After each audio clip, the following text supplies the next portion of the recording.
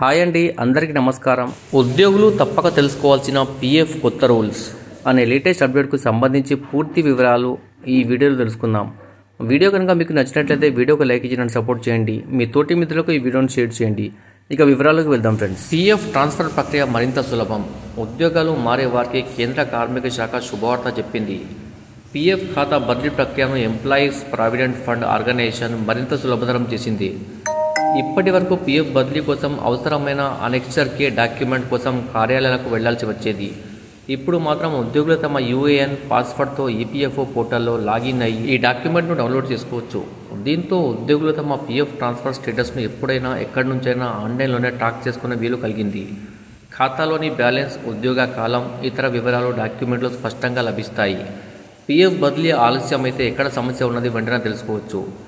ఈ మార్పులతో PF transfer ప్రక్రియ పారదర్శకతతో పాటు వేగవంతం కానుంది.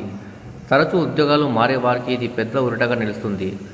ఇంతకు ముందు ఆలస్యం వల్ల ఇన్యాక్టివ్ అయిన ఖాతాలో విత్డ్రాలో ఇబ్బందులు ఎదురయ్యేవి.